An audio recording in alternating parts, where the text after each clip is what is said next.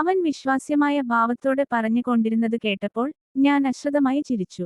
അൾട്രാക്രപിഡേറിയൻ. എന്റെ മനസ്സിലൂടെയൊരു പദം കടന്നുപോയി. അവന്റെ വാക്കുകൾക്ക് ഒരനന്തരവുമുണ്ട്. ആഴമേറിയ ഭാഷ, ഗംഭീരമായ വാക്യങ്ങൾ, ആത്മവിശ്വാസത്താൽ നിറഞ്ഞ ശബ്ദം. എന്നാൽ അതിന്റെ അടിത്തറ എവിടെയാണ്? നിങ്ങൾക്ക് ഇതെല്ലാം എവിടെ പഠിക്കാൻ കഴിഞ്ഞു? ഞാൻ ചോദിച്ചു. അവൻ നിമിഷാർദ്ധം മിണ്ടാതിരുന്നു.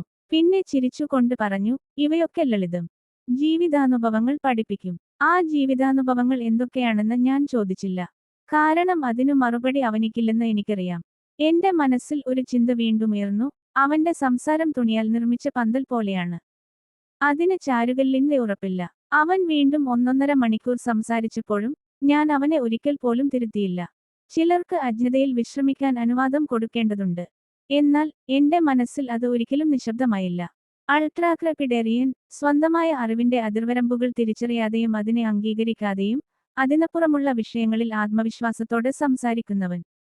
അവൻ തന്റെ വിചാരങ്ങളും വാക്കുകളും നിറച്ചുകൊണ്ടിരിക്കുമ്പോൾ അവന്റെ അറിവിന്റെ ശൂന്യത ഭാവങ്ങൾ മറച്ചുവയ്ക്കാൻ ശ്രമിച്ചുകൊണ്ടിരുന്നു. ഞാൻ വീണ്ടും ചിരിച്ചു. ഒരു അൾട്രാക്രപിഡേറിയനെ തിരുത്താൻ ശ്രമിക്കുന്നത് നേരിയ കാറ്റിൽ കടലിനെ തുരത്തുന്നതുപോലെയാണ്.